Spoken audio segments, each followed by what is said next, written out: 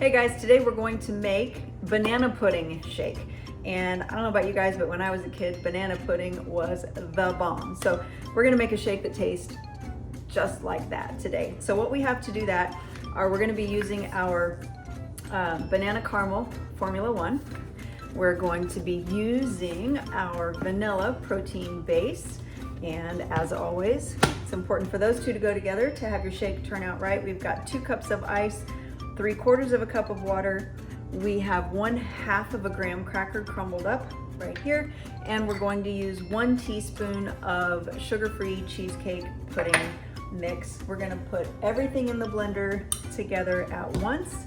And then I'll show you what we're gonna also use 4 slices of frozen banana. And I pre-froze this banana.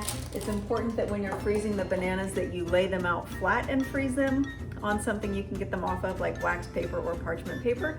And then once they're all the way frozen, put them in a bag. Otherwise you're gonna have a clump of banana you can't use for anything. So let's put this together.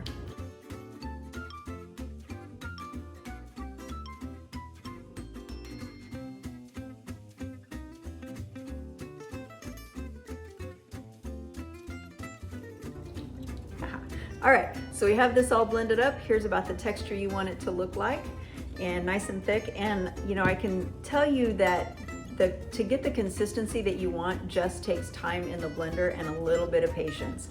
It probably takes nearly a whole minute, just low speed, just letting it turn and turn and turn. And then when you think it's done, shut it off, turn it back on. If you hear any ice hit the blades, it's not quite done.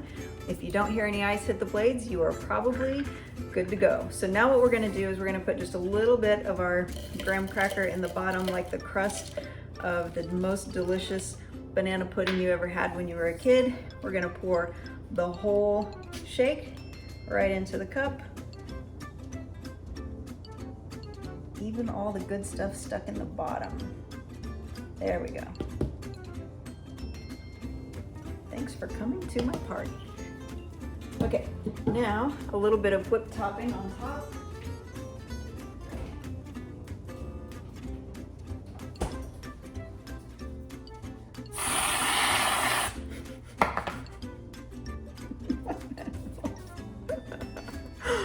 And we're gonna stick a little graham cracker in there and a smaller graham cracker in there. And there you go.